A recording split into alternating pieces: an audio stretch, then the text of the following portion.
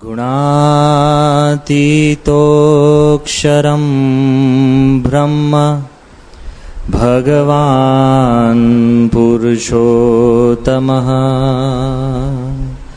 જનો જાનન્નિદં સત્યં મુચ્યતે ભવબંધનાत्.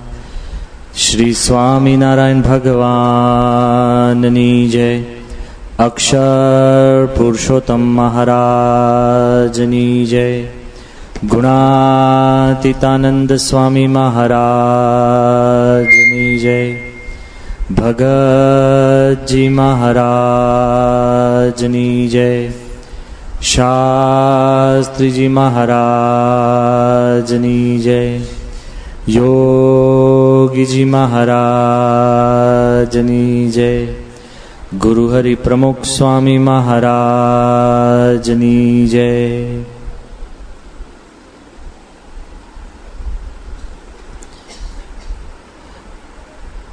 પવિત્ર શ્રાવણ માસ દરમિયાન શ્રીજી મહારાજની આજ્ઞા પ્રમાણે અને ગુરુહરિની રુચિ પ્રમાણે આપણે 3 દિવસ 5 દિવસ આપણે ભગવાનની ચરિત્રની પારાયણ આપણે ગોઠવતા હોઈએ છીએ. સામાન્ય રીતે શાસ્ત્રોમાં મહિમા કયો છે કે શ્રાવણ મહિનો એટલે શ્રવણ કરવાનો મહિનો. અને તમે ગ્રહસ્થ તો મને કહેશો જ કે સ્વામી અમે શ્રવણમાં એક્સપર્ટ તો થઈ ગયા છે, પણ ઘરમાં, કારણ કે ઘરમાં આપણે એટલું બધું સાંભળી લીધું હોય કે બારે પછી સાંભળવાનો અવસર રહેતો નથી. પણ જ્યારે ભગવાન અને સંતના મહિમાની વાતો હોય ને, તો એક ચિત્તે જેમ આપણે શરીર સ્થિર કરીએ તો યોગાસનનો આપણને લાભ પ્રાપ્ત થાય છે, એમ શરીર સ્થિર કરવાથી જ્યારે એટલો લાભ થાય છે એના કરતા અનંત ગણો લાભ ખાલી મન સ્થિર કરવાથી થાય છે. ઊંઘમાં બીજું કાંઈ સુખ નથી, તોય તમે 8 કલાક કે 6 કલાકની સારી ઊંઘ પછી બહારે જાગો ને તો કેટલી મજા આવે છે. ઊંઘમાં તમે કાંઈ ગ્લુકોઝ લેતા નથી કે દૂધનો કોઈ ગ્લાસ લેતા નથી કે કોઈ વિટામિનની ટેબ્લેટ લેતા નથી, પણ અજ્ઞાન અવસ્થાથી પણ મન સ્થિર થયું હોય છે ને તો યુ બીકમ ફ્રેશ. જેટલું ફ્રેશ તમે ટીવી જોઈને કે ફિલ્મ જોઈને કે જેમાં તમે મનોરંજન માનો છો ને એ કરીને પણ તમને થાક લાગતો હોય છે, એ તમામ થાક ઊંઘમાં ઉતરી જાય છે કે નહીં? તો તમે મને કહેશો કે સ્વામી તો કથામાં 3 કલાક ઊંઘી જઈએ તો વધારે ફ્રેશ થઈએ. જો આ શરતી વાત હું નથી કરતો, પણ વી મસ્ટ થિંક કોન્શિયસલી કે જેમ અજ્ઞાન અવસ્થાથી તમારું મન સ્થિર થાય તેમ સભાન અવસ્થામાં જો સ્થિર થાય ને તો એને કોઈ ટોચો લાગતો નથી. આ સંસાર વ્યવહારના તમામ તમારા દુઃખ શમી જશે જો 2 ઘડી 1 ઘડી ભગવાનના ચરિત્ર કે સંતની વાતની અંદર મન સ્થિર થાય ને. There is energy, huge energy. તો આજે આપણે એવી વાત કરવાના છીએ કે આપણી જે સંસ્થા 2007ની સાલની અંદર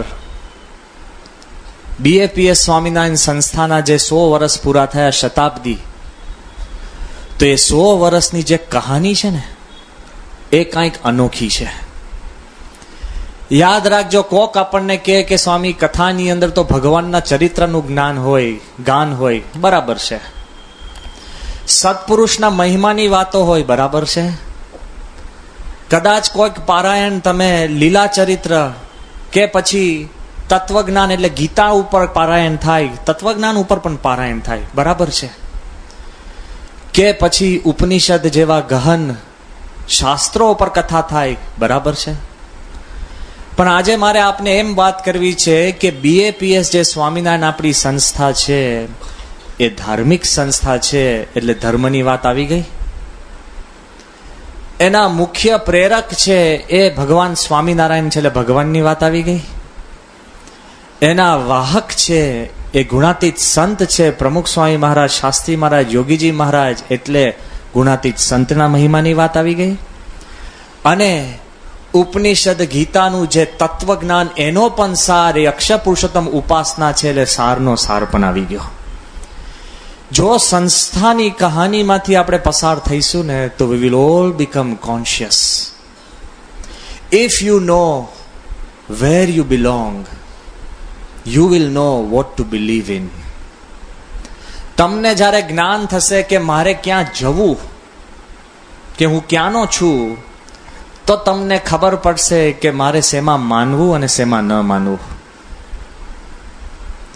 અને તમે જ્યારે સ્પષ્ટ થશે શેમાં માનવું અને ન માનવું, when you become clear in what you believe, then you will become confident in what you live.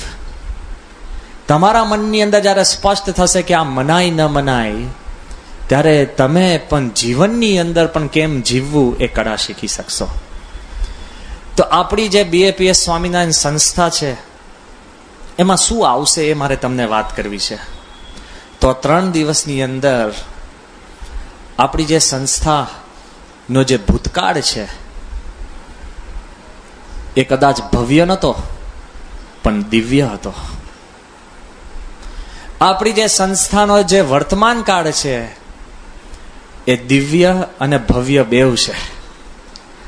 અને 3જે દિવસે તમે વિચાર કરજો કે આજથી 50 વર્ષ પછી 2057 ને 58ની સાલમાં જે દુનિયા હશે, અને એમાં કદાચ આપણે હઈએ કે ન હોઈએ, આપણે પ્રાર્થના કરીએ શુભ દિવસે કે આપણે બધા હઈએ, બરાબર ને? ભગવાન અગર શુભ સંકલ્પ કરો ને તો ભગવાન પૂરો કરે. અમુક સંકલ્પ આપણે કરતા જ નથી કારણ કે આપણે જ કન્વિન્સ થઈએ કે આ નહીં જ થાય. લે, શા માટે આપણે નિરાશ થવું? જે કાંઈ કહેવું હોય આ મૂર્તિ અગાડી કહેજો અને ભગવાનને સંતના ખોડામાં મૂકજો, એટલે ભગવાન પૂરા કરે એની ઈચ્છા પ્રમાણે. તો યાદ રાખો કે ભૂતકાળ દિવ્ય, વર્તમાન કાળ દિવ્ય અને ભવ્ય, અને ભવિષ્ય કાળ કેવો છે? તો જેમ ગુણાતીતાનંદ સ્વામીએ કીધું કે પાંદડે પાંદડે સ્વામિનારાયણનું નામ રચાતું હશે અને રટન થતું હશે, તો ભવિષ્ય કાળ છે એ દિવ્ય, ભવ્ય અને સર્વવ્યાપ્ય. આ જો આપણા મનની અંદર જો દ્રઢતા હોય તો ખબર પડશે કેમ, Y there is a reason for everything. કેમ? તો શાંતિથી સાંભળજો કે there is a reason for everything. દરેક વાતનું એક સ્પષ્ટ અને ચોક્કસ કારણ હોય છે, હોય છે ને હોય છે. હમણાં જ થોડાક સમય પહેલા મારે મિડલ ઈસ્ટ જવાનું થયું હતું, અને મિડલ ઈસ્ટની અંદર પણ આપણો સત્સંગ ખૂબ સારો ચાલે છે. દુબઈની અંદર લગભગ રોજ સાંજની સભાની અંદર 1500 થી 2000 હરિભક્તોની સભા થાય. દુબઈ. તમને જાણીને યાદ આનંદ થશે કે આપણે તો પારાયણ 3 દિવસની રાખીએ છીએ, પણ આબુધાબી જ્યાં કોઈ એવા દેશકાળ સાનુકૂળ નથી અને સત્સંગ કરવું પણ એ પણ ચિંતાનો વિષય છે, ત્યાં આબુધાબીની અંદર શ્રાવણ માસ દરમિયાન 30 દિવસની એ લોકોએ પારાયણનું યોજના કરે છે. 30 days પારાયણ. ભલે હરિભક્તો હોય 30 થી 50 હરિભક્તો, પણ 30 દિવસ પારાયણ. ઉત્સાહ તો જુઓ. ક્યાં સુધી આપણી સંસ્થા ખૂણે ખાચરે, ખૂણામાં કોઈક હોય એને પ્રેરણા આપે ને ત્યાં ભજન ભક્તિ થતી હોય, એ કંઈક એક શક્તિ ને તાકાત કંઈક જુદી છે. તો જ્યારે અમે બહરેન ગયા ત્યારે બહરેનના બહુ જ મોટા એક મિનિસ્ટર,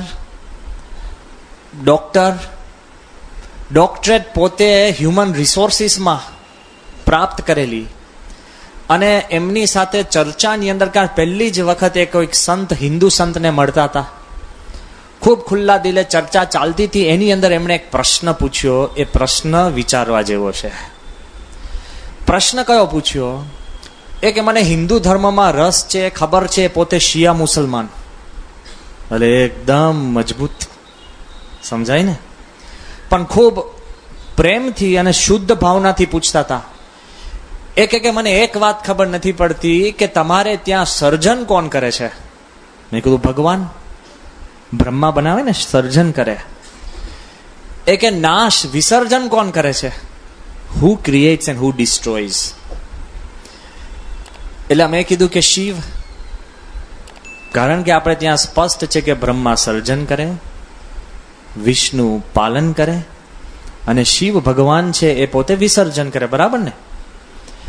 જ્યારે આ પ્રશ્ન એમને પૂછ્યો, આ પ્રશ્ન એક ટ્રેપ કરવા માટે જ પ્રશ્ન હતો કે પછી એમણે પ્રશ્ન પૂછ્યો કે જો એ કે આ કેવું વિચિત્ર કહેવાય કે ભગવાન તો સર્જન કરે, ભગવાન ડિસ્ટ્રોય કરે. નાશ, વિનાશ, વિસર્જન એ ભગવાનનું કાર્ય કહેવાય? માણસ મૂંઝાય કે નહીં? એટલે તે વખતે આપણે એમને વાત કરી. મેં કીધું સાહેબ, એ કે સ્વામી તમે શું માનો છો, ખરેખર ભગવાન વિસર્જન કરે? એવા ભગવાન હોય કે જે નાશ કરે? મેં કહ્યું હું માનું છું કે શિવ ભગવાન વિસર્જન કરે છે. તે કહેતો કેવું તંત્ર વિચિત્ર તમારું. એટલે ધીરે રહીને આપણે પ્રશ્ન પૂછ્યો અને ભગવાનની પ્રેરણાનો પ્રશ્ન છે, કોઈ બુદ્ધિની દલીલ ન હોય. મેં કહ્યું સાહેબ, લોકો જન્મે છે, સર્જન થાય છે, વાત સાચી? એ કે સાચી. મેં કીધું ડિસ્ટ્રક્શન થાય છે, વિસર્જન થાય છે, વાત સાચી? એ કે એ સાચી. મેં કીધું તમારા ધર્મ પ્રમાણે વિસર્જન કરે છે કોણ? એ કે શેતાન, ડેવિલ. વિસર્જન કરવાનું કામ કોનું છે? કે શેતાનનું. મેં કીધું એમ તો તમારા ભગવાન બહુ નબળા કરે કહેવાય કે ભગવાન કંઈક બનાવે અને શેતાન એનું વિસર્જન કરી શકે, તો ભગવાન કરતા વધારે શક્તિશાળી શેતાન થયા. એ કે હા, એ હારું વિચારવું પડે એમ છે. મેં કીધું અમારે ત્યાં નક્કી છે કે જે સર્જન ભગવાન કરે એનું વિસર્જન ભગવાન સિવાય કોઈ કરી ન શકે. સર્જન પણ ભગવાન કરે, પાલન પણ ભગવાન કરે ને વિસર્જન પણ ભગવાન કરે. આ જે કાંઈ થાય છે, જે કાંઈ બને છે, તમને મને આખી દુનિયામાં, એ બધાનો કરતા હળતા ભગવાન છે. ભગવાન સિવાય કોઈ તાકાત નથી. આપણા કર્મ પ્રમાણે કે પ્રકૃતિ પ્રમાણે કાંઈક વસ્તુ ઓછું વધતું થાય પણ ભગવાન જ કરનાર છે, એ દ્રઢતા હોવી જોઈએ. આપણી સંસ્થાની જે સિક્રેટ છે ને, the secret of BAPS Swaminarayan સંસ્થા, તો મૂળ પાયામાં ભગવાનનો દિવ્ય સંકલ્પ અને એમની શક્તિ, એ સિવાય બીજું કાંઈ જ નથી. 100% ગોડ, પૂર્ણ પુરુષોત્તમ નારાયણ ભગવાન સ્વામિનારાયણ સિવાય બીજું કાંઈ નથી. એબ્સોલ્યુટલી. આ મનમાં ક્લેરિટી રાખજો. એનો ચમકાર ને ઝબકાર કંઈક જુદો છે. ક્યાં સુધી વાત કરું કે જ્યારે શાસ્ત્રી મહારાજે આપણી સંસ્થા સ્થાપી, યાદ કરજો. અને જ્યારે સંસ્થાનો ધીરે ધીરે વિકાસ થતો ગયો, બધા જ કહેતા હતા કે શાસ્ત્રી યજ્ઞ પુરુષદાસ શું કરશે? 5 સંતો અને આંગળીના ટેડવે ગણાય એટલા હરિભક્તો શું કરશે? હમણાં શમી જશે. વધતું ગયું, વધતું જ ગયું, વધતું જ ગયું, વધતું જ ગયું. વિરોધ વધે એમ વિકાસ વધે, વધતું જ જાય. ભગવાનની દિવ્ય શક્તિ હતી ને.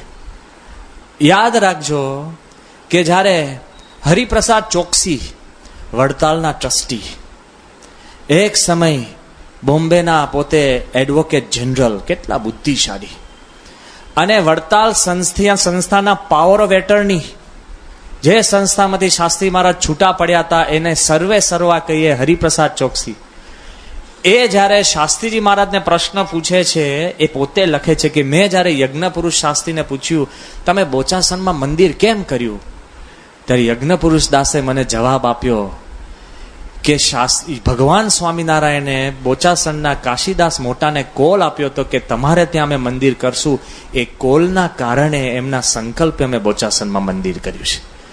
પણ મેં જ્યારે એમને પ્રશ્ન પૂછ્યો તો પછી સારંગપુરમાં કેમ કર્યું, ત્યારે નિધડકપણે મને યજ્ઞ પુરુષદાસજીએ જવાબ આપ્યો કે ત્યાં આગળ ભગવાન સ્વામિનારાયણ રોજો ઘોડો ફેરવીને ત્યાં ખાત કર્યું હતું અને સ્વામિનારાયણના સંકલ્પે અમે સારંગપુરમાં મંદિર કર્યું. અને હજુ હું પૂછું કે ભાઈ ગઢડામાં કેમ કર્યું, ત્યારે શાસ્ત્રી મહારાજે કીધું કે શ્રીજી મહારાજની વર્ષોથી ઈચ્છા હતી કે ટેકરા ઉપર મંદિર કરવું અને નીચે દરવાજો કરવો અને ઘેલામાં ઘાટ ઉતારવો. એ સંકલ્પે શાસ્ત્રી મહારાજે મહારાજના સંકલ્પે કર્યું. ત્યારે એ કહે છે કે યજ્ઞ પુરુષ દાસની એક એક ક્રિયા ભગવાન સ્વામિનારાયણના સંકલ્પ પ્રમાણે છે, એટલે આપણી સંસ્થાની અંદર સત અને સત્ય છે.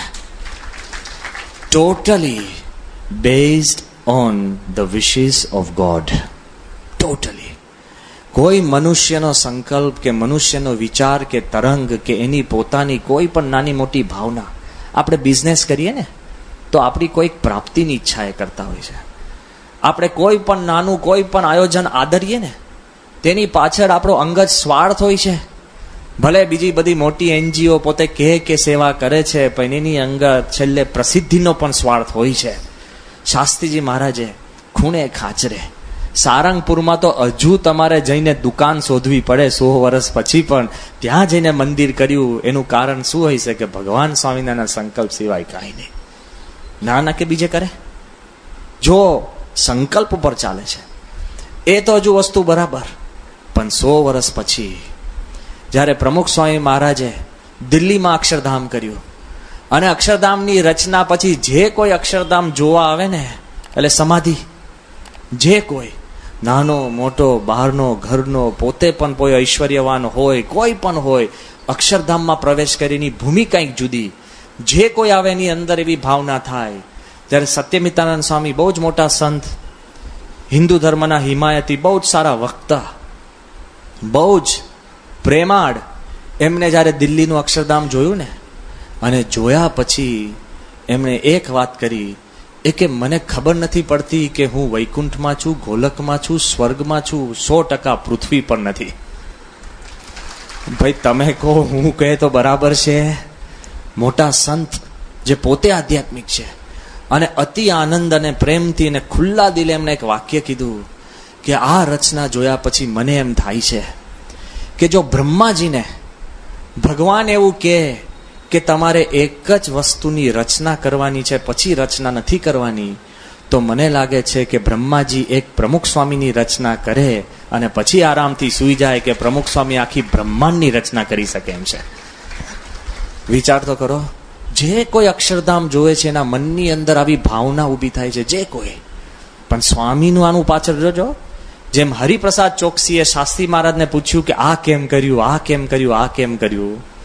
જ્યારે મોટા મોટા સંતો મહાત્માઓએ જ્યારે સ્વામીને આવીને પ્રશ્ન પૂછે છે, જ્યારે જીતાત્માનંદ સ્વામી રામકૃષ્ણ મિશનના બહુ જ મોટા અગ્રગણ્ય સંત, વિદ્વાન છે, વૈજ્ઞાનિક છે, સારામાં સારા બુદ્ધિશાળી ઉચ્ચ કક્ષાના વક્તા, જ્યારે એમને દિલ્હીનું અક્ષરધામ જોયું ને, વિવેકાનંદ સ્વામીના પચ શિષ્ય દિલ્હીનું અક્ષરધામ જોયું અને હજુ જ્યારે સ્ટેજ ઉપર ચડ્યા અને બાપાને જેવા મળ્યા અને સ્વામીને પગે લાગીને સ્વામીનો હાથ પકડીને, અમે ત્યાં હાજર હતા એટલે હું કહું છું, સ્વામીને શું કહ્યું ખબર છે કે મહારાજ આપને કિલ્લા કબજે કર લિયા.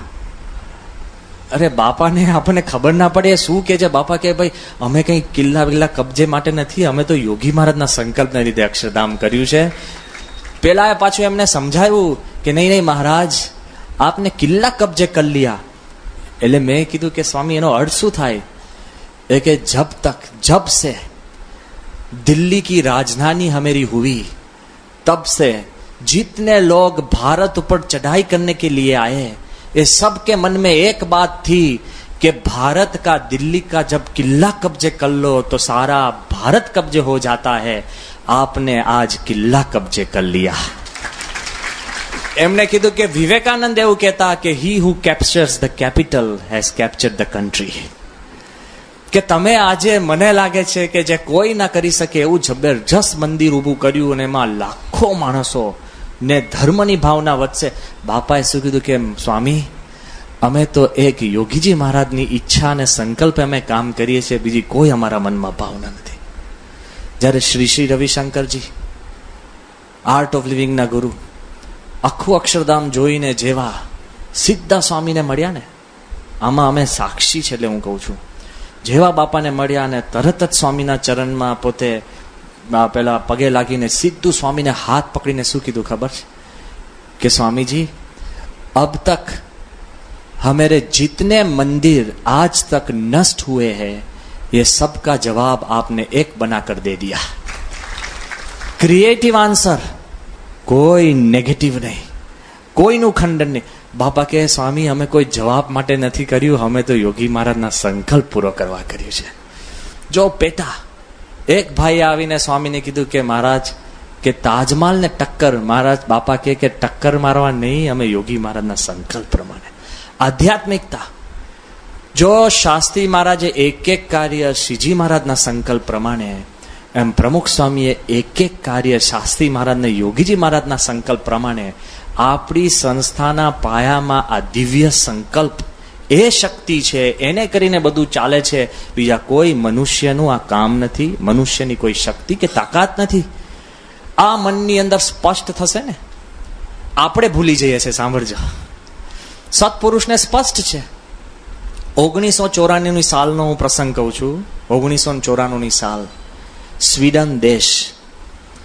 સ્વામીશ્રી પોતે ઉતારામાં હતા. ઉતારામાં કોઈ ઝાઝા સંતો નહીં, જે કોઈ અંગ્રેજી જાણતા હતા એવા બે ત્રણ અમે બધા પણ બારે હતા. સ્વામીની સાથે નારાયણ મુનિ સ્વામી, ગુજરાતી આવડે, હિન્દી સંસ્કૃત આવડે, અંગ્રેજી તૂટ્યું ફૂટ્યું થોડુંક આવડે. એક અંગ્રેજ માણસ, યુરોપિયન માણસ પ્રમુખ સ્વામીના દર્શન કરવા આવ્યા, અને દર્શન કરતા કરતા સ્વામીને એમને પ્રશ્ન પૂછ્યો અંગ્રેજીમાં કે તમારી સંસ્થા શું છે? સ્વામીએ નારાયણ મુનિ સ્વામી સામે જોયું. નારાયણ મુનિ સ્વામીએ થયું તો હશે કે હવે સારંગપુરમાં અંગ્રેજીનો કોર્સ કરવો જોઈએ, જે કોઈ કારણ હોય. નારાયણ મુનિ સ્વામીએ એમની તૂટી ફૂટી અંગ્રેજીની અંદર પેલાને સમજાવવા લાગ્યા કે ભાઈ સંસ્થા સામાજિક કામ કરે છે, સ્કૂલ કરે છે, હોસ્પિટલ કરે છે, આ કરે છે ને તે કરે છે ને બ્લડ કેમ્પ કરે છે ને આનું ધ્યાન રાખે છે, બાળકોનું ને યુવાનોનું ને ભૂકંપમાં મદદ કરે છે ને આમાં મદદ કરે છે ને પૂરમાં મદદ કરે છે ને અન્ન ક્ષેત્ર કરે છે ને આ અંતે. હજુ હું લાંબુ લિસ્ટ કરું તો કલાક જતો રે, પણ એમને ટૂંકની અંદર બધી વાત કરતા છે. નારાયણ મુનિ સ્વામી અંગ્રેજીમાં બોલે ને સ્વામીએ એમને ખભા પર હાથ મૂકીને રોક્યા. સ્વામી કે મૂળ મુદ્દો કહો. નારાયણ મુનિ સ્વામી કે સ્વામી અંગ્રેજી તો જાણતા નથી, મારું એકદમ અંગ્રેજીમાં પાછું એવું એકદમ કઈ એલિયન અંગ્રેજી, અને પેલો હું સમજે તે તો બરાબર છે, પણ સ્વામી શું સમજે એમાં? સ્વામીએ ખભે હાથ મૂકીને સ્વામી કે એક મુદ્દો કહો. શું? સ્વામી કે એમને કહો કે આપણે આધ્યાત્મિક છે. સમજાય છે? ખૂણાની અંદર કોઈ સભા નથી, 5 માણસો નથી, કોઈ એવો અંગ્રેજ એવો માણસ નથી કે જેનું તમારે તાત્કાલ કલ્યાણ કરવું પડે એવો માણસ નથી. અને એ ખૂણાની અંદર અડધું પડધું અંગ્રેજીનીમાં પણ જો સંસ્થાની સમજ આવે છે અને એકલી સામાજિક, સાંસ્કૃતિક, શૈક્ષણિક વાતો થાય છે ને સ્વામી કહે છે મૂળ મુદ્દો કહો કે આપણે આધ્યાત્મિક છે. સંતને ખબર છે કે જે કંઈ આપણું તંત્ર છે ઇટ ઇઝ સ્પિરિચ્યુઅલ. આપણે વચમાં ખોવાઈ જઈએ છીએ. કેમ? આપણી આશાઓને કારણે. સ્વામી આપણી સ્કૂલમાં ગયો મને એડમિશન ના મળ્યું, ભલે ના મળ્યું, તને ધર્મમાં કઈ પ્રશ્ન છે? ના ના ના, હવે ધર્મ મૂકી દેવો છો, વાંધો તારો છે. That is secondary. તમે સમયમાં આવો અને કદાચ તમે જમવા જાઓ અને એકલો ભાત જ મળે ને દાળ ન મળે, એવું તો રાહુલ સ્વામીના રાજમાં થાય નહીં. હોય એનાથી બમણું મળે. એનું આયોજન જુદો છે, તમારો પક્ષ કેટલો બધો છે. એમણે કીધું બીજા કોઈ વિસ્તાર વાળા સભામાં આવે નહીં. મેં કહ્યું વાહ, સારું કહેવાય. પણ વિચાર કરજો કે આપણા મનની અંદર એવું બધું થવા માંડે કે આયોજન, આ એક બધું જ આયોજન સેકન્ડરી છે. તમને આધ્યાત્મિક સુખ આવે છે? તમે સવારના પોરમાં પ્રમુખ સ્વામી મહારાજના દર્શન કરો અને અંતરમાં શાંતિ થાય છે? તમે શ્રીજી મહારાજનું ચરિત્ર સાંભળો અને અંતરની અંદર સુખ આવે છે? તમે મહારાજની મૂર્તિ આગળ ઉભા રહો અને તમને એમાં એવા કઈ કિરણો થાય છે કે આમાં ભગવાન છે, તો you are on the right track. બીજી બધી વાત ઝંઝટમાંથી મૂકીને સ્વામીએ ફોકસ આપ્યું છે કે ધ સંસ્થા ઇઝ પ્રાઇમરીલી સ્પિરિચ્યુઅલ. દિવ્ય, એ દિવ્ય શક્તિના કારણે, એ દિવ્ય સંકલ્પના કારણે આપણું સંસ્થા આગળ વધતી જાય છે. હવે તમે મને એક સામાન્ય પ્રશ્ન પૂછશો કે સ્વામી બરાબર છે, આપણી સંસ્થાની વાત આપણે કરીએ છીએ અને બધી જ વાત બરાબર છે, એમાં અમને કોઈ પ્રશ્ન નથી, પણ આપણી આ સંસ્થાનો જ્યારે ઇતિહાસની વાત શરૂ કરીએ ને, એટલે ઇતિહાસ માણસને છે ને બોરિંગ લાગે. જોજો, તમને કોઈ પણ છોકરાઓને પૂછે ને કે તમારો ફેવરેટ સબ્જેક્ટ કયો, તો શું કે ખબર છે? કે અંગ્રેજી કે કાંઈ ગણિત કે કાંઈ સાયન્સ કે. હજુ સુધી એક છોકરો મને નથી મળ્યો જેને એવું કીધું હોય ઇતિહાસ. કેમ? કે આપણે એમ માનીએ છીએ કે ઇતિહાસને આપણને શું લેવા દેવા? હા, 12મી સદીની અંદર યુદ્ધ થયું એને મારે શું લેવા દેવા? અત્યારે મારા ઘરની અંદર મચ્છરનો ત્રાસ ઓછો થાય છે એ અગત્યનું કે 12મી સદીનું યુદ્ધ? ડિસ્ટન્ટ. સમજાય છે? માણસને એમ છે કે ઇતિહાસ has no power on the present. હું બધું ભાષાંતર કરતો જઈશ, મને જે સૂજે છે એટલે કદાચ તમને એમ ના લાગે અંગ્રેજીમાં પારાયણ નથી શરૂ થઈ ગઈ ને, પણ આપણા મનમાં સતત એવો એક ભય રહ્યા કરે. શું ખબર છે? કે ભૂતકાળ ને વર્તમાનને કાંઈ લેવા દેવા નથી. બરાબર ને? કારણ કે 12મી સદીમાં યુદ્ધ થયું એને ને અત્યારે મને જે મચ્છરનો ઉપદ્રવ છે એ યુદ્ધમાં કાંઈ લેવા દેવા નથી. અરે માણસને તો અત્યારે પણ છે ને મેક્રો લેવલની બધી ચર્ચા મેક્રો લેવલની થાય, પણ પ્રશ્ન ચિંતા માઇક્રો લેવલની છે. જોજો, તમે જેટલી જગ્યાએ ફરશો ને તો બધી જ ચર્ચા કરશો તમે. શેની? કે ઓલિમ્પિક્સમાં કંઈ આપણો ભારતનો દેખાવ ઠેકાણા વગરનો ચામ છે, પણ ચિંતા શેની હોય? કે હું અત્યારે બેટ લઈને ઊભો છું, આઉટ ન થઈ જાવ એની. ભરે તમે 40માં ક્રિકેટ રમતા હો, પણ ચિંતા તમને છે ને તમારી ઇમિડિયેટ પ્રશ્નની ચિંતા હોય. ચર્ચા વૈશ્વિક પ્રશ્નની હોય. ખ્યાલ આવ્યો ને? ભૂકંપ ભલે ચાઇનામાં થયો, ચર્ચા કરશો, પણ તમારા માળમાં જો પાણી બંધ થઈ ગયું તો ચિંતા કરશો. What affects you, you worry about. What affects others, you discuss about. આ પ્રશ્ન છે, બહુ જ મોટો પ્રશ્ન છે. એમને એમ તમે ચર્ચામાં વૈશ્વિક પ્રશ્નો નીકાળો, ચિંતા તમારા અંગત પ્રશ્નો તમને હેરાન ને સતાવતા હોય છે. આ વિચાર કરજો. ભૂતકાળ આપણને એમ નથી રસ પડતો ઇતિહાસની અંદર, કે આપણને લાગે કે ઇતિહાસ બોરિંગ છે. 100% હું તમને કહું છું કે ઇતિહાસ બોરિંગ લાગશે. ઇન્ડિયાનો બજેટની છે ને કોઈ તમને ચિંતા નથી, પણ જયારે ખિસ્સામાં હાથ નાખો ને ત્યારે લાગે નોટો ઓછી થઈ ગઈ છે. ચિંતા એની છે કે નહીં? બધા જ કહેશે કે હવે 10 વર્ષની અંદર એનર્જી ક્રાઇસિસ છે, એનર્જી ક્રાઇસિસ છે, ઉર્જાની આપણને મોટી કટોકટી છે. મૂળ તો અત્યારે ગેસનો બાટલો ખાલી થયો ને એની ચિંતા છે. ખ્યાલ આવી ગયો? આપણા મનમાં આમ ચાલતો છે. એટલે ઇતિહાસથી માણસ છૂટો પડતો જ. પણ હું તમને એક વાત કહેવા માંગુ છું. All history is boring accept my own. જોજો, બીજાનો ઇતિહાસ બોરિંગ લાગે, પણ તમારો પોતાનો તક મળી નથી ને ચડી જઈએ.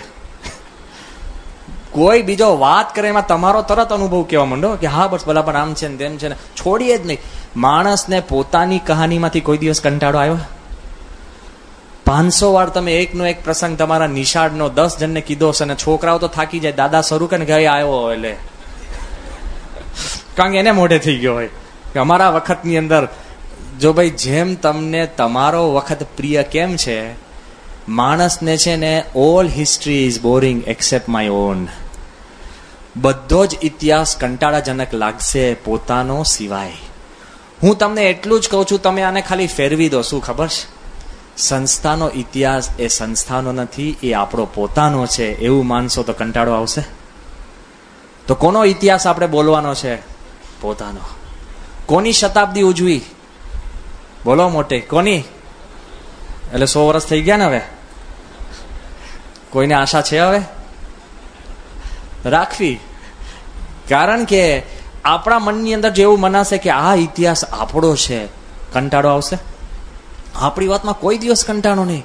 અમે કેટલી વખતે સાંજની આરતીમાંથી ઉતરીએ ને એટલે હરિભક્ત કોક આવ્યા હોય, ઘણા બધા શુદ્ધ ભાવથી, પ્રેમથી, ઉત્સાહથી, અને નાનો બાળક લઈ આવે. હમણાં જ આરતી કરીને આપણે ઉતર્યા હોય અને તરત હરિભક્ત શું કે, સ્વામી સ્વામી આ નાનો છે. મેં કહ્યું હા. એ કે આખી આરતી મોઢે આવડે છે. પછી કે બોલ જોઈ. તો છોકરો શરૂ કરે, જય સદગુરુ ને ચરણ સરોજ આવે ને એટલે ગિયર ફસાય. પછી છોકરો મંડે, વધે નહીં. એના બાપુજી મંડે. છોકરાનું કેવું ખબર છે? ઘરે આખી બોલે, ટાણે ફસકી જાય. અમારે ઉપર તો આરતી કરી હોય, નીચે ફરી કરવાની. કે એકવાર એના બાપુજી ગાય ત્યારે માન છોકરો ચડે. 3 વાર આરતી કરો ને તમે નીકળો, પણ કંટાળો આવે છે. કેમ? આ મારો છોકરો છે. જરા પણ તમારી અંગત વાતોમાં કોઈને કંટાળો આવતો નથી. You never get tired. ઘણા તો એવા ઉત્સાહી હોય ને કે છોડે જ નહીં તમને. આ તો હવે અમારી અંગત વાતો તમને કહું છું, વાંધો નથી. ટૂંકી વાત હોય લાંબુ કરે. અને તમને નાની વાત કરવાની તો પણ એટલું એક હરિભક્ત શુદ્ધ ભાવના, એમને કોઈ આમાં ગુનો નથી. આ તો પ્રકૃતિની હું વાત કરું છું. અમારી પણ પ્રકૃતિ હોય, એ પાછા ગુનો નહીં માનતા, પણ ઉદાર થવું. પણ એ હરિભક્ત તમારી પાસે આવે તમારે છે ને અડધો કલાક કે 45 મિનિટ ખરી અને ખરી, નાની જ વાત હોય એટલી લાંબી થાય. એ પાછા ઉત્સાહથી, પાછા એ ભૂલી જાય એમને ગયા વખત કરી છે, અને તમે યાદ કરો કે ના પણ આ ડિટેલ નહીં હોય, લે પતી ગયો. ડિટેલમાં બીજી 45 મિનિટ. તો એમને દૂરથી એકવાર મેં જોયા ને, મેં હાથ કરી દીધો, એટલે મેં કહ્યું મળી લીધું, ખબર પડી ને. એટલે હું તમને હાથ કરું એટલે એવું નથી, સમજતા નહીં એવું પાછું. આ તો હું તમને નિખાલસપણે કહું છું, અને ઘરની સભા છે. દૂરથી મેં હાથ કર્યો એટલે એને થયું કે મળી લીધું, એટલે મને થયું કે મળી લીધું. એટલે 45 મિનિટ તો બચી. પણ 3 દિવસ પછી પાછા આવ્યા કે સ્વામી તમે પેલો હાથ કર્યો તે શેની માટે કર્યો હતો? મેં કહ્યું પતી ગયો. મેં કીધું કે એવું ખાસ કાંઈ હતું નહીં. એ કે ના બસ સ્વામી તમે જે વખત મને હાથ કર્યો ને, બોલો હું તમને મળવા જવાનો હતો ત્યારે. મેં કહ્યું હા વાંધો નહીં. એ કે પણ એવું થયું ને કે મારો સ્કૂટર પછી હું ગેરેજમાં આપવા ગયો, રિપેર કરવાનું હતું. મેં કહ્યું બરાબર. એ કે પણ તમને ખબર નહીં હોય કે સ્કૂટર કેમ રિપેર કર્યું? કારણ કે હું જો સોસાયટીમાંથી નીકળ્યું કૂતરું આડું આવ્યું. કૂતરું આડું આવ્યું તો સ્કૂટર પડતું આમ ગયું અને લેમ્પપોસ્ટની અંદરથી જઈને પછી એમ ઘસાઈ ગયું, એટલે હું રિપેર કરવા ગયો. અને પછી તો અમે શું કર્યું સ્વામી, અમારી સોસાયટીમાં કમિટી રચી કે કૂતરું પકડવા. કૂતરું પકડવા. મેં કહ્યું ભાઈ મને કૂતરા સુધી પહોંચાડી દીધો. મુદ્દો શું વાત કરે કે તમે બધા હાથ કરો શું કામ હતું? મેં કહ્યું ભાઈ તમારા કૂતરાનું નામ શું છે? જો હું પૂછે જ ને તો બીજી 45 મિનિટ જાત. પણ પોતાની વાતમાં કોઈને કંટાળો આવે છે? કોઈને આવે છે? તો તમે એમ માનશો કે આ સંસ્થા મારી છે, તમે એમ માનશો કે ઇતિહાસ મારો છે, કોઈ દિવસ કંટાળો આવશે? It will change. It will change the perspective of how you live. Believe it to be yours and it will change you. જો તમારું માનશો ને તો બધાના અવયવો બદલાઈ જશે. એટલી બધી સંસ્થાની કહાનીમાં તાકાત છે. કેટલી તાકાત છે તમને હું વાત કરું છું. ખાલી તમે બદલવાની વાત છે, જાજો બહુ તો પ્રશ્ન નથી. અત્યારે તમે જો ઘરે સુવા જાઓ ને, ઘર કોનું છે? પોતાનું ને. માલિકી હક કોનો છે? પોતાનો. કોઈને શંકા હોય પાછા બોલજો. આ તો કે હું કઈ તમારા લીગલ ક્લાસીસ નથી લેતો પાછો. માલિકી હક કોનો છે? પોતાનો. ઘરમાં જે 5 જણા સુવે છે કોના છે? ઓછા બહારના આવીને સુવે છે, બરાબર ને? ઘરમાં 5 જણ તમે છો, ઘર તમારું છે, અને તમે ઘર કઈ જગ્યાએ રહો? સેફ જગ્યાએ જ રહો ને. એવી ઓછી કે એકદમ કે રસ્તા પર ઘર હોય, સેફ હોય, બરાબર? તોય ઘરમાં રાતના લોક કેમ મારો છો? એવું નથી કહ્યું નહીં મારતા. કેમ મારો છો? આમ કેમ ને? આમ પેલા આમ સ્ટોપરી મારે ઠક, પછી આમ મારે ને, બરાબર ને? અને હવે તો મને હરિભક્તોએ કીધું છે કે સ્વામી પેલું લોક ફેરવાનું તો કે 3 વાર ફેરવવું પડે, આમ ટક ટક ઠક. આ મેં કીધું તો એક હરિભક્ત કે ના સ્વામી 3 નહીં 7. કોઈ ઘરમાં છે 7 થી વધારે વાળા હશે? બોલો. સેટેલાઇટમાં એક 14 વાળો નીકળ્યો. માલ જ્યાં હોય ત્યાં વધારે જોઈએ. આપણે વાંધો નથી, 7 સુધી પહોંચ્યા છે, બરાબર ને? 7 કટાકા ઘટ ઘટ ઘટ ઘટ, બરાબર ને? 7 કટાકા. હવે હું તમને કહું, તમે જ્યારે ઘરને લોક મારો અને તમે 7 વાર ટક ટક કરો, પછી તમને શું થાય ખબર છે? રાહત થાય.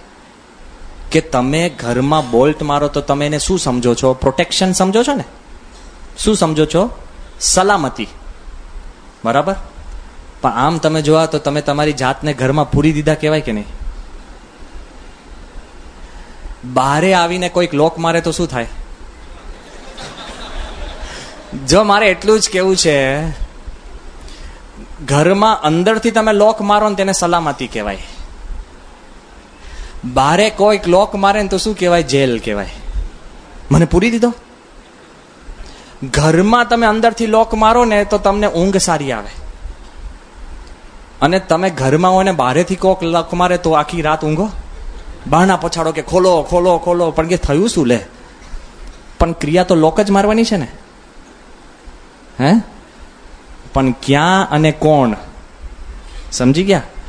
એમ ખાલી પર્સપેક્ટિવ બદલાઈ જાય ને. આમ તો તમે રોજ રાતે તમારી જાતને ઘરમાં પૂરી દો છો ને, રોજ રાતે તમારી જાતને પૂરી દો છો, ઓકે? પણ તમે એને સલામતી માનો છો. એમ હું એમ કહું છું કે તમે જ્યારે સંસ્થાનો ઇતિહાસ પોતાનો માનશો ને, તો જે ઇતિહાસ તમને બોરિંગ અને કંટાળાજનક લાગતો હશે ને, એ જ ઇતિહાસ તમને મુક્તિ દેનારો અને સુખજનક બની જશે. Y it is yours. આ દ્રઢતા રાખશો ને, કોઈ દિવસ આપણને વાંધો નહીં આવે. આગળ એ વિચાર કરજો કે જ્યારે ઇતિહાસ તમારો થશે ને, તો એમાં તમને છે ને એક જબરજસ્ત અસ્મિતા પેદા થશે. કોઈ દિવસ છે ને પૂછલેલ ઢોળ જેવું નહીં. બધા કેવું પડશે કે જો ભાઈ સંસ્થા માટે કરવું, નામ પડે ને તમને આમ તાજગી આવી જશે. બાપાનું, સંસ્થાનું, શાસ્ત્રી મહારાજનું. આપણી યોગીજી મહારાજ બીમારીમાં કે જો હું સારો થઉં તો બીજા 10 ગામડા ફરી વળું. સ્વામીની તો જુઓ, અત્યારે 87 વર્ષની ઉંમર, દર મહિને કાંઈક ને કાંઈક બીમારી આવે. સ્વામીની આટલી બધી વાત થઈ ગઈ, કેટલી બધી બીમારી, તોય ઉત્સાહમાં છે. આખું પર્સપેક્ટિવ જુઓ. જેને અસ્મિતા છે, મમત્વ છે, જેને મારું મનાય છે ને, એને કોઈ ઉત્સાહનું છે ને કોઈ ઉત્સાહનો ઓટ આવતો નથી. હમણાં જ હું એક પ્રસંગ કહું, અદ્ભુત પ્રસંગ છે બાપાનો. તમારી ને મારી, આપણી બધાની માનસિક સ્થિતિ બદલાઈ જાય. સ્વામી સારંગપુરમાં હતા. નારાયણ મુનિ સ્વામી ને જ્ઞાનેશ્વર સ્વામી જોડે કંઈક વાતચીત કરવા આવ્યા અને હું પણ ભેગો બેઠો હતો. અને વાતચીતની અંદર એવી વાત નીકળી, આ એકદમ તાજો પ્રસંગ છે બાપાનો. એવી વાત નીકળી કે બાપા કે બસ હવે તમે સારંગપુર છો તો બધાની ઈચ્છા છે કે સ્વામી તમે સારંગપુર જ રહો, વિચરણ ન કરો. એ મૂળ ભાવના હતી. અને બાપા એકદમ હસવા લાગ્યા. સ્વામી કે કેમ? એ કે બાપા જો આપને પણ પ્રિય સ્થાન, સંતો અહીંયા બધા આવી શકે, મોકળું મળી શકો, ફરી શકો શાંતિથી, અને જેને કામ હોય બધા આવી જાય છે, કોઈને પ્રશ્ન નથી. હવે ધીરે રહીને છે ને મારી એક ભૂલ થઈ. મેં સ્વામીને એમ કીધું, મેં કીધું બાપા જ્યાં આપ બેસો ને એ આપણો દરબાર. અને મેં દ્રષ્ટાંત એક આપ્યું કે બાપા હું તમને ખાસ વાત કરું કે તમે જે સારંગપુર હોય તે આપણું કેન્દ્ર. અત્યારે ભલે અમદાવાદ હેડ ઓફિસ કહેવાય, પણ તમે જ્યાં હોય કેન્દ્ર. મેં કહ્યું એક બહુ જૂની પુસ્તક વાંચી હતી, ફ્રીડમ એટ મિડનાઇટ. પુસ્તક લખી છે ડોમિનિક લાપિયર, ફ્રેન્ચ માણસે. જ્યારે ભારતને આઝાદી મળતી હતી, આજે 15મી ઓગસ્ટ છે એટલે આ પ્રસંગ યાદ કરીએ છીએ, કે આઝાદી મળતી હતી એના ઘડીઓ ગણાતી હતી. એનું આખું વર્ણન આને બહુ અદ્ભુત રીતે નોંધ્યું છે આ ડોમિનિક લાપિયરે ફ્રીડમ એટ મિડનાઇટ પુસ્તકની અંદર. એ પુસ્તક બાપા કેવી રીતના શરૂ થાય છે, આ બધું હું સ્વામીને સમજાવતો હતો. કે સ્વામી એ પુસ્તકની શરૂઆત એમ થાય છે કે today the capital of India had move 200 kilometres. કે આજે ભારતની રાજધાની 200 કિલોમીટર ખસી. શક્ય બને? રાજધાની ખસે? મોબાઈલ રાજધાની હોય? હે ફરતા જાય ને કે ક્યાં ખસે? રાજધાની તો એક જગ્યાએ હોવી જોઈએ, સ્થિર હોવી જોઈએ. તેવું લખ્યું કે આજે ભારતની રાજધાની 200 કિલોમીટર ખસી. કેમ? કે ગાંધી દિલ્હીથી 200 કિલોમીટર દૂર એક ગામડામાં ગયા. જ્યાં ગાંધી હતા તે ભારતની રાજધાની. સમજી ગયા? એટલું બધું ગાંધીજીનું આકર્ષણ હતું ને કેન્દ્ર બિંદુ હતા. આ દ્રષ્ટાંત ટાંકીને મેં બાપાને એવું કીધું કે બાપા જ્યાં આપ ફરો અને બિરાજો એ આપણી સંસ્થાની રાજધાની. હવે હું જે બોલ્યો ને એ મારી ભૂલ. બાપા એકદમ છે ને એકદમ એક્સાઇટ થઈ ગયા, ગુસ્સે ગરમ ના થયા, પણ એકી શ્વાસે બોલવા લાગે, સ્વામી કે તું રાજધાની વાત કરે છે. સ્વામી કે સમજી રાખજો કે છેલ્લા શ્વાસ સુધી આપણે વિચરણ ચાલુ રાખવું છે. શાસ્ત્રીજી મહારાજે, જો સ્વામી શું બોલે કે શાસ્ત્રી મહારાજને મેં જોયા છે, છેલ્લા શ્વાસ સુધી શાસ્ત્રી મહારાજ વિચરણ કરતા. પગે વાહ, દુખે, કેડ રહી ગઈ હોય, શરીરમાં તાવ, 3 જણ ઉંચકે તો પણ શરીરમાં રાડ નીકળે એટલું દુઃખ. એવા દુઃખમાં પણ મેં શાસ્ત્રી મહારાજને ગાડા ઉપર બેસતા જોયા છે અને હરિભક્તોના ઘરે ઘરે પધરામણી કરતા સ્વામી કે મેં જોયા છે. સ્વામી કે યોગીજી મહારાજ બીમારીનો ઢગલો, યોગી મહારાજને લોહી ટપકે, હરસ, દુઃખ, બીમારી, તો યોગીજી મહારાજ 3 દાદરા ચડતા હરિભક્તને સુખ થાય ત્યાં જતા સાંઈ કે મેં જોયા છે. સાંઈ કે તું રાજધાની વાત કરે છે? અમે તો સાંભળતા હતા. બાપા કે આપણી રાજધાની ક્યાં? એક હરિભક્તનું ઘર એ આપણી રાજધાની. Look at the perspective. નાનામાં નાના હરિભક્ત ગામડા ઘરે ઘરે કે સ્વામી એ આપણી રાજધાની. કે સંત તો ફિરતા ભલા. સ્વામી કે દરેક સંત વિચરણ કરે, બધાની ઘરે જાય, મળે, હરિભક્તોને રે, એને પૂછે. સ્વામી કે હરિભક્ત આપણને 1-2 વાક્ય કહી જાય તો સ્વામી કે આપણને દુઃખ શાનું? ઘરબાર છોડીને નીકળ્યા છે, બધું મૂકી દીધું તો દુઃખ શાનું? કારણ કે હરિભક્ત આપણા માવતર છે. કેટલું બધું સ્વામી બોલવા લાગે એકી શ્વાસે. ખાલી સ્વામીને આપણે એટલું જ કીધું કે બાપા એક ઘરે તમે સ્થિર થાઓ. સ્વામી કે આ લાખો ઘર અમારા છે, એ આપણી રાજધાની. જો સત્પુરુષ છે એ અખંડ ફરે છે, એના મનની અંદર એક દ્રઢતા છે કે એમના મનમાં મમત્વ છે કે આ સંસ્થા, આ હરિભક્તો, આ ઘર આપણા છે. એ પાયા ઉપર, આધ્યાત્મિકતા ઉપર આપણી સંસ્થા એ સ્થપાયેલી છે. જો તમને અસ્મિતા થાય ને તો 90 વર્ષે ને 100 વર્ષે પણ તમને એમ થાય કે હું સંસ્થા માટે કાંઈક કરી છૂટું. આજ્ઞાની રાહ જોવાની હોય, કોઈએ ફોન કરવાનો હોય કે આજે ઉત્સવ છે, સભા છે, મનની અંદર તાલાવેલી થાય બીકોઝ ધ સંસ્થા ઇઝ આવર્સ. એવી દ્રઢતા હોવી જોઈએ. જ્યારે દિલ્હી અક્ષરધામ થયું ત્યારે ડોક્ટર કલામે, જ્યારે અમે સંતો આખો અક્ષરધામનો પ્લાન લઈને બધા ગયા અને 2-3 વાર મળવાનું થયું ને જ્યારે રાષ્ટ્રપતિ ભવનની અંદર ઈશ્વર સ્વામી, વિવેક સાગર સ્વામી, સદગુરુ સંતોને બધા ભેગા થઈને બધા મળતા હતા. અને તે વખતે જ્યારે આ બધું ચાલતું હતું અને તે વખતે કલામ સાહેબે એક પ્રશ્ન પૂછ્યો, બહુ ઇન્ટરેસ્ટિંગ. એ કે કોઈક વ્યક્તિ અક્ષરધામમાં આવે અને બહારે નીકળે તો એક એવી વસ્તુ કઈ લઈને જશે દિલ્હી અક્ષરધામમાંથી? એટલે અમે બધા રચના કરનારા જ ત્યાં હતા, બધા મૂંઝાયા. હવે એમાં તો એવું તો કહી શકાય એમ નથી કે યોગી બાપાનો સંકલ્પ, અને આપણે જે બોલીએ એ તો શીખેલું બોલીએ, જીવમાં હોવું જોઈએ ને. જો બાપા બોલે એ જીવનું બોલે. અને આપણે ઠાકોરજીને થાળ ધરાયો, કેમ? ભૂખ આપણને લાગી હોય. સ્વામીને એમ હોય કે ઠાકોરજી ભૂખ્યા છે, અને આપણે શું કે ઠાકોરજીને થાળ ધરાયો, બધા લાગે ભક્તિ બહુ છે, સારો લાવો તો ધરાઈ દીધો તો લાવી દો. કારણ કે આપણે નેક્સ્ટ પ્રશ્ન છે ને, ભૂખ આપણને લાગી છે એટલે ઠાકોરજી નિમિત્ત બને છે. સમજી ગયા ને? સ્વામીને પોતાને કોઈ દિવસ નહીં ઠાકોરજીને થાળ ધરાવે, લેસ માત્ર.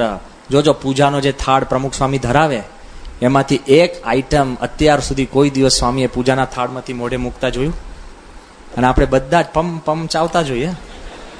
બરાબર બાપા, સ્વામી ખાતા જઈને ધૂન બોલતા જોઈએ. સ્વામી અત્યાર સુધીના ઇતિહાસમાં અને પૂજાના થાળમાં તો સારામાં સારી વાનગી હોય.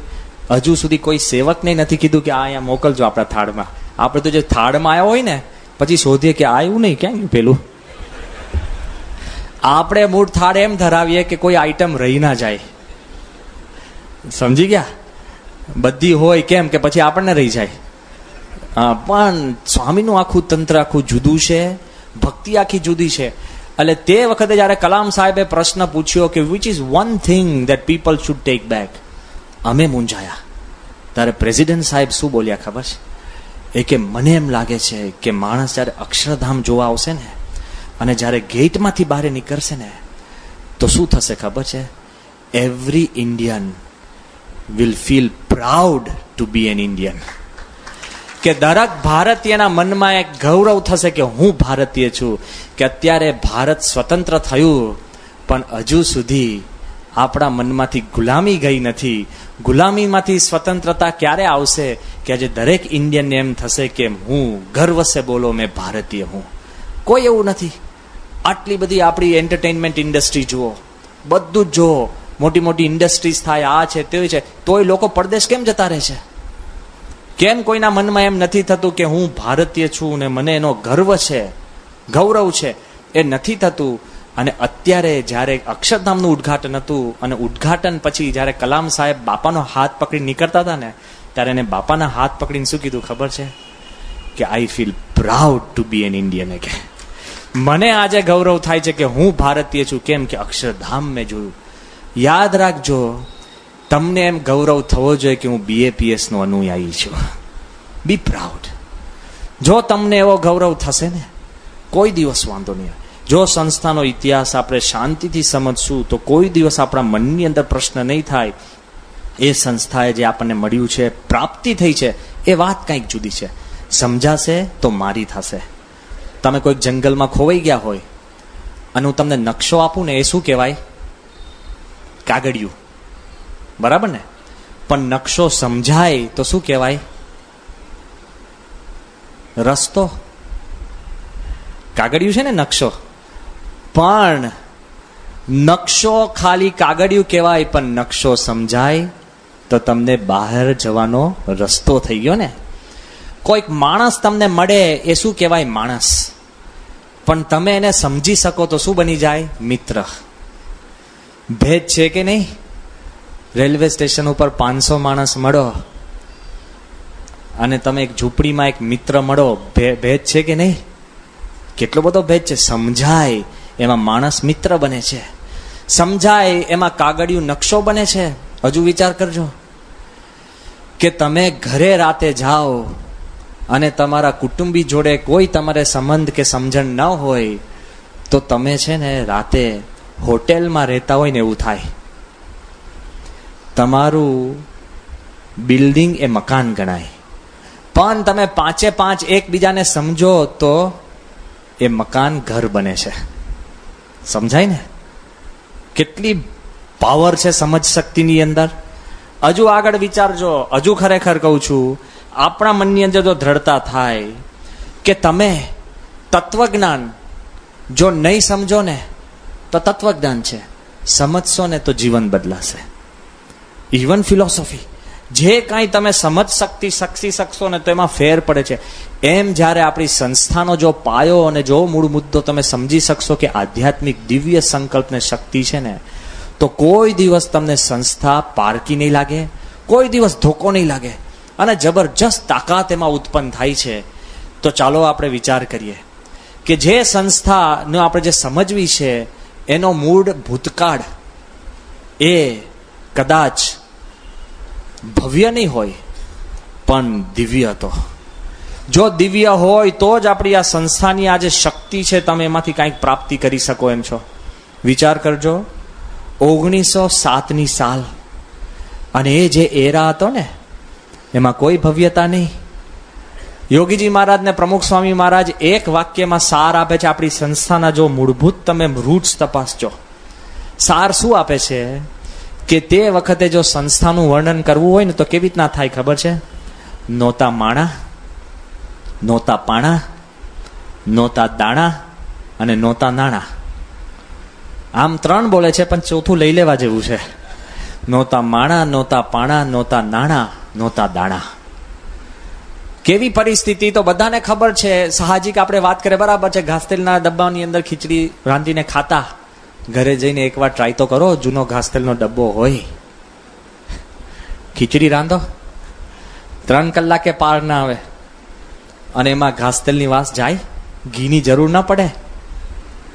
સમજાય છે? ઉતરે ખીચડી. વાત કરવી બહુ સારી છે.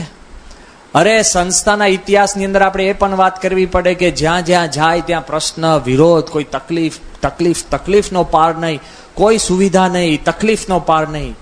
પણ એ અત્યારે આપણે 50 પંખા નીચે બેસીને આપણે સમજી નહીં શકીએ. જ્યારે આપણે બૂટ ગોઠવવાની પણ વ્યવસ્થા હોય, ગાડીનું પણ પાર્કિંગ હોય, બધી જ વ્યવસ્થા હોય, તે વખતે બપોરના શું જમવું એનો પ્રશ્ન હોય, તે વખતે ભક્તિ રહેવી ને બહુ અઘરી વાત છે.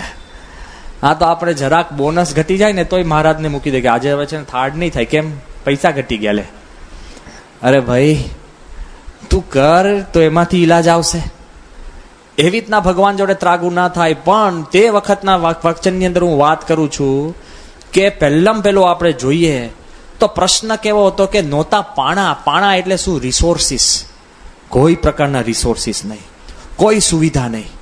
તકલીફ કેવી? એટલે કે એકવાર નિર્ગુણ સ્વામી, જે શાસ્ત્રી મહારાજના જમણા હાથ કહેવાય, બરાબર ને, સદગુરુ સંત, આપણે અત્યારે કોઈ મહંત સ્વામી કે ડોક્ટર સ્વામી આપણે કહીએ, એકવાર નિર્ગુણ સ્વામી કઈ સાલમાં પત્ર લખે છે તો 9/9/1946 સાલ નિર્ગુણ સ્વામી એક પત્ર કોને લખે છે? હર્ષદભાઈ દવેને, મુંબઈ. પત્ર કેવો લખે છે સમજો. જે નિર્ગુણ સ્વામીએ હજારો પત્રો લખ્યા છે, જેના પત્ર અને કલમ ઉપર આફ્રિકા સુધી સત્સંગ પહોંચ્યો છે. જે નિર્ગુણ સ્વામીના અમુક પત્રો કઈ સાઈઝના ખબર છે? 70 પાનાના, 100 પાનાના, નોવેલ જેટલા. આપણે લાગે એટલો પત્ર? આખું આખું વચનામૃત લખે, જ્ઞાન લખે, અને પત્ર ક્રમશઃ સત્સંગ સભાઓમાં વંચાય એવા નિર્ગુણ સ્વામી. એ નિર્ગુણ સ્વામી 1946 એટલે સંસ્થા સ્થપાયા પછી 40 વર્ષ પછી, હું કહું છું લગભગ 40 વર્ષ, ઓકે, ત્યારે તો આપણું કંઈક ઠીકઠાક થયું હોય ને, ત્યારે નિર્ગુણ સ્વામી શું પત્ર લખે છે હર્ષદભાઈ દવેને કે મને ઘણો સંકોચ થાય છે તમને પત્ર લખતા. હવે જે નિર્ગુણ સ્વામીને હજારો પત્ર લખતા સંકોચ ના થયો હોય, એને હર્ષદભાઈ દવેને પત્ર લખતા સંકોચ થાય? શું લખે છે કે અત્યાર સુધી મેં મારી માટે કોઈ દી કાંઈ માંગ્યું નથી, એટલે મારી માટે માંગવાની વાત આવે છે એટલે મને સંકોચ થાય છે. આપણે તો પોતાનું ના હોય તો પત્ર લખીએ? આપણી ભલામણ ચિઠ્ઠીઓ ને ચિઠ્ઠીઓ કોની હોય? પોતાની જ હોય ને. બીજાની ચિઠ્ઠીઓ લઈને ફરીએ? બીજાને કે હું પોસ્ટમેન છું? બીજાની ના લઈએ, પોતાની બધી લઈને ફરીએ. પોતા સિવાય વાત નહીં. નિર્ગુણ સ્વામી કહે છે કે મને એક પત્ર લખતા સંકોચ થાય છે કે મારા માટે. હજુ આગળ શું લખે છે કે મને મારી પેન બગડતા, નિર્ગુણ સ્વામીની પેન બગડી, તો મારી પેન બગડતા મેં શાસ્ત્રી નારાયણ સ્વરૂપદાસની સારંગપુરમાં ઉછીની પેન લીધી. નિર્ગુણ સ્વામીએ પ્રમુખ સ્વામીની પેન લીધી અને એની પણ સ્પ્રિંગ તૂટી ગઈ. હવે તો મને સંકોચ થાય છે કે હું અમદાવાદના ચંપકલાલ શેઠને લખું કે મને એક પેન મોકલો. પણ નિર્ગુણ સ્વામી પણ સમજતા હશે કે અમદાવાદી પાસે કઈ મંગાય, બરાબર ને? હવે જુદું છે. પણ એવું થાય કે એવું નતું. નિર્ગુણ સ્વામીને સંકોચ થતો કે ચંપકલાલ શેઠ માટે હું પેન કેમની માંગી શકું? કેટલી બધી ચિંતા. આગળ શું લખે છે કે આ સાથે હું તમને પેન મોકલું છું તો એની સ્પ્રિંગ તૂટી ગઈ છે, તો મુંબઈમાં કોઈક મળે તો પેન રિપેર કરીને મને પાછી મોકલજો. મોટી ગાડી મોકલતા હોય ને એવી રીતે તો પેન રિપેરિંગની વાત ચાલતી. અને છેલ્લે લખે છે કે અત્યારે સારંગપુરમાં તો પરિસ્થિતિ કેવી છે કે નથી ખડિયો, નથી સાંઈ કે નથી કલમ. નિર્ગુણ સ્વામી માટે પેન, ખડિયો કે કલમ ન હોય તો પછી શું આશા રાખવી? વિચાર તો કરો. આપણે તો કોઈ સત્સંગ કરવાનું કહે ને તો કે ભાઈ જો ભાઈ બધી વ્યવસ્થા હશે તો કરશું. અવ્યવસ્થા, અસુવિધાની અંદર જે સત્સંગ કરે છે, કોઈ કાળ એના મનની અંદર સત્સંગ માટે સંકોચ નહીં. કેમ? દિવ્ય સંકલ્પે બધું ચાલતું તું. યાદ રાખજો, કોઈ કરી શકે આવી પરિસ્થિતિની અંદર? આપણે તો પત્ર લખવાનું બંધ કરી દે કે પેન આવે પછી કરશું, બરાબર ને? પેન આવે પછી કરશું. શા માટે? અને જેને કરાવો એ પેન આપે. એમાં સગવડિયો સત્સંગ થાય. જો તમને ચાનક હોય, અસ્મિતા હોય, મમત્વ હોય ને, મારું છે એમ મનાય, તો તમે શોધીને પણ ઊભો કરી શકો. એ તાકાત છે. યાદ રાખજો કે શું પરિસ્થિતિ હતી કે નહોતા પાણા અને નહોતા દાણા. યોગીજી મહારાજ પ્રસંગ લખે છે કે સંસ્થા સ્થપાયા પછી 30 વર્ષ પછીનો પ્રસંગ છે. આપણે 30 વર્ષ ટકીએ? આ પરિસ્થિતિને હમણાં છોડીને જતા રહીએ. આ તો આપણા સંકલ્પ પૂરા કરે ને ભગવાન આપણને લાભાલાભ કરે ને એટલે બધા લાઈનો કરીએ. દુઃખ આપવા માંડે ભગવાન તો શું કરીએ કે આ દુઃખના દેવતા લાગે છે, લે સુખના શોધો. હવે સુખના ને દુઃખના એક જ છે. શું વિધિ વાત કરી? સર્જન કરનારે, વિસર્જન કરનારે ને પાલન કરનારે. છે કે નહીં ક્લેરિટી? એ મનમાં ફિક્સ રાખજો. આ બાજુ યોગીજી મહારાજ એક પ્રસંગ કે છે ને અદ્ભુત. શું પરિસ્થિતિ! 30 વર્ષ સંસ્થાને સ્થપાઈ ગયા. 1937 સાલનો આ પ્રસંગ છે. યોગી બાપા ખૂબ હસતા હસતા કહેતા કે સારંગપુરમાં અમારે એક હરિદાસ ડોહા કરીને વૃદ્ધ સાધુ હતા. વૃદ્ધ એટલે ડોહો કે, અને કે બહુ ભાવિક, મહેનત કરે, ઉત્સાહી, બધું જ કરે. અને વૃદ્ધ હતા તો પણ બમણી સેવા કરે. ને એકવાર નાગજી શેઠ કરીને મોટા શેઠને દયા આવી, અને હરિદાસ ડોહાને એને શાંતિથી ખૂણામાં બોલાવીને પછી શું કીધું ખબર છે? એક બોટલમાં 4 આનાનું તેલ આપ્યું. 4 આના એટલે કેટલા? 25 પૈસા ને? અત્યારે સિક્કો છે 25 પૈસાનો? એટલે ડચ નથી ને? અમે તો જોયા જ નથી, પણ આ તો કહું છું, બધા કે છે નથી. 4 આનાનું તેલ આટલી નાની બોટલમાં એમને હરિદાસ ડોહાને આપ્યું. બહુ જ મોટું, અત્યારે જે તેલના ડબ્બા આપો ને એવી રીતના કિલો આ તેલ હરિદાસ ડોહાએ રાખ્યું. અને પછી 4 મહિના પછી નાગજી શેઠ ફરીવાર પાછા આવ્યા, અને પછી એને કીધું કે સ્વામી, પેલું તેલ ખૂટી ગયું હોય તો હું તમને ફરી બોટલ ભરી દઉં. બરાબર? પેલા કે ઓહો તમે પેલું તેલ, હા કે આખી નાખી બોટલ રેડી પેટી પેક એમને પાછી આપી. પેલો કે સ્વામી કેમ આ તેલ વાપર્યું નહીં? ત્યારે એમને કીધું કે 4 મહિના સુધી સારંગપુરમાં શાક હોય તો વઘાર કરીએ ને. વિચાર કરો, હવે તમે 30 વર્ષ સુધી સારંગપુરમાં આપણને શાક ન હોય, પછી સત્સંગમાં ટકો? હૃદય પર હાથ મૂકીને તમે કહો, દિવ્ય સંકલ્પ ને દિવ્ય શક્તિ વગર શક્ય બને? આપણા પાયામાં દિવ્યતા રહેલી છે. કોઈ દિવસ હવે તમને મનમાં થાય કે કોક જગ્યાએ ગઢડા ગયા હોય, સારંગપુર કે ડાંગરા ગયા હોય, અને ખીચડી મળે અને ઘી ના મળે તો ખોટું લાગે? ઇતિહાસ જાણો. આપણા જે સંતો હરિભક્તો જે આમાં ખૂપી ગયા છે, કેવી રીતના સત્સંગ સાચવ્યો જેથી આપણને વારસામાં મળ્યું. અત્યારે જાહો જલાલી ભર જુવાની, અને જે સત્સંગની વાહ વાહ થાય અને આપણે એમાં કૂદકા મારીએ. ભાઈ યાદ તો કરો કેવી રીતના દિવસો કાઢ્યા. એ જ્યારે નાગજી શેઠે જ્યારે એકદમ દયામણા થઈને જ્યારે એમણે હરિદાસને પૂછ્યું કે તમે ખાવ છો શું? એ કે સાકરના કટકા. એટલે કે સાકરના કટકા એટલે શું, મને દેખાડો. ત્યારે યોગીજી મહારાજ સમજાવે છે કે સાકરના કટકા એટલે શું, કે અમે આખો દી લાઠીદળ ને આજુબાજુથી છાસ માંગીને લાવીએ.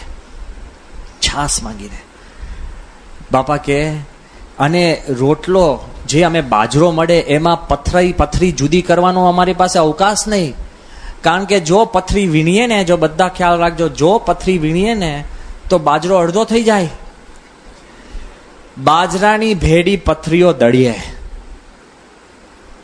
સમજાય છે? એટલે ઘરે જઈને તમે જો થાળી ઉલાડો, તમારા ઘરવાળાને શાંતિ. કેમ? એમણે પણ એવું ના કરવું જોઈએ, અને તમારે ઉલાડવી ના જોઈએ. બાજરાની ભેડી પથરીઓ પણ અમે દળી નાખીએ. હવે સાંભળજો, અને એના રોટલા બનાવીને સૂકવીને છાસની અંદર જ્યારે ભેગો કરીએ એટલે થોડુંક મલાઈ જેવો થાય રોટલો, અને હલાવીએ એટલે પથરી નીચે બેસી જાય, કારણ કે કડક, અને ઉપરથી તળતી મલાઈ રોટલો અને છાસની મલાઈ અમે જમીએ ને, એ સાકરના કટકા.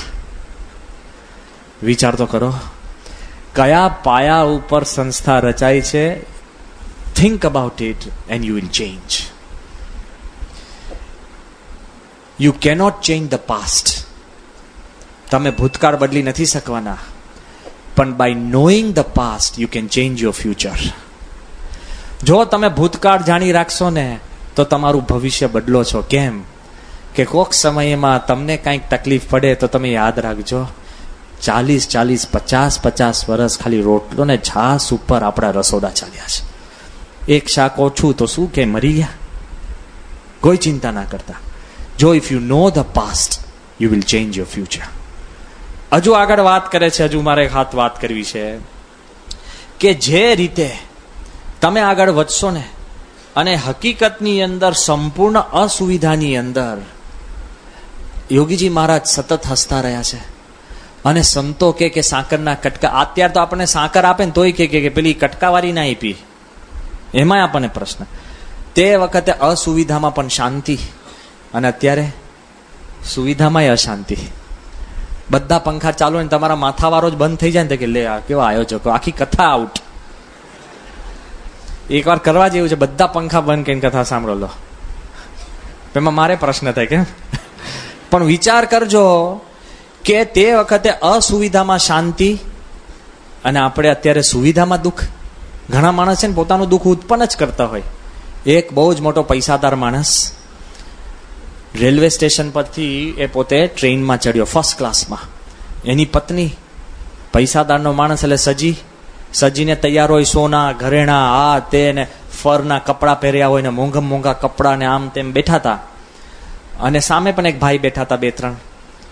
અને પેલી પત્ની છે ને અમુક વઢકણી હોય, એટલે કાંઈક ને કાંઈક વાંધો કે ખોદે કે આ થાય, બોલ બોલ બોલ બોલ બોલ ચાલતું જ હોય બરાબર સતત. અને તે વખતે પેલી બાઈ છે ને આમ બહાર જોવે તો કે જો ને બારે વરસાદ બહુ પડે છે, આ નથી, અહીંયા કાદવ છે, આ સ્ટેશન બરાબર નથી, ટ્રેન દૂર ઊભી રહી. નહીં, ઘણા આપણે આવું જ ચાલતું હોય ટ્રેનમાં. જે વખતે આપણે ટ્રેનમાં બેસે ને આખો રેલવે ડિપાર્ટમેન્ટ આપણો હોય ને એમ સૂચનો શરૂ થઈ જાય.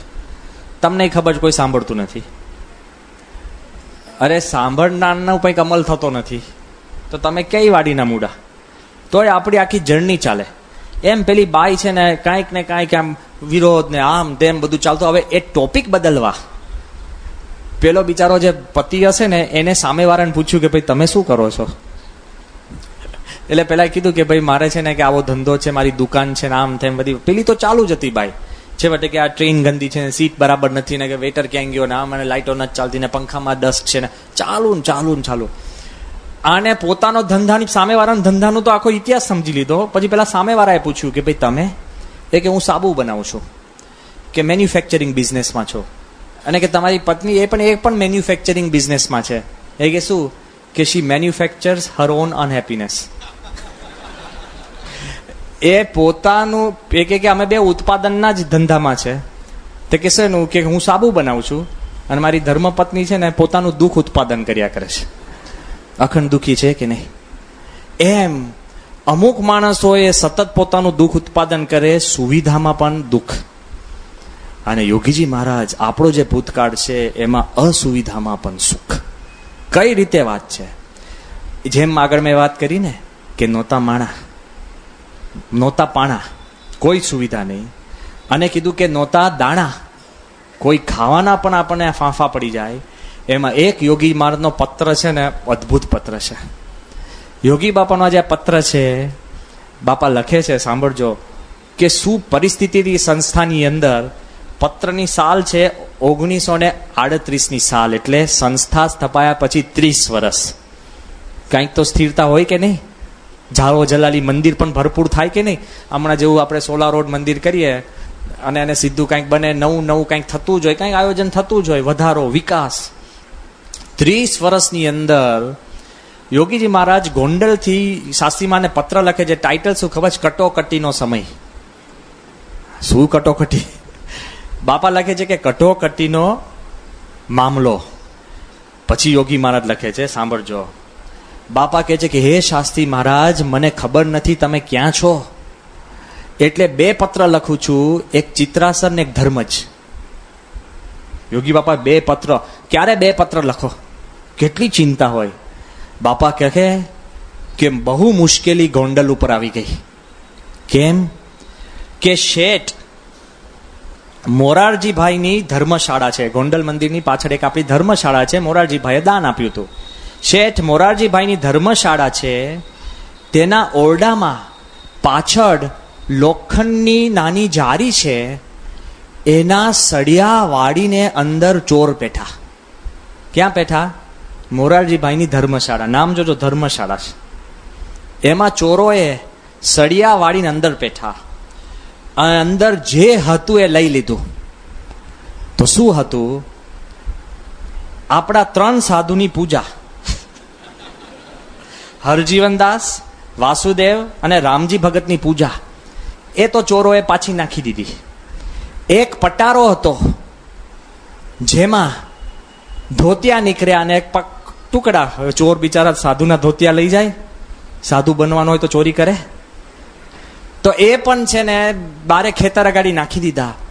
પણ 4 લોટા પાછા નથી આવ્યા, એટલે આપણે ફોજદારને બોલાવીને ફરિયાદ કરી છે. એટલે 4 લોટા માટે ફરિયાદ કરવી પડે. કેવી કટોકટી! અત્યારે તો સોલા રોડમાં જો તમે હમણાં જમણવાર કરો ને 4 ગ્લાસ ગુમ થઈ જાય તો રાહુલ સ્વામી ગણે નહીં.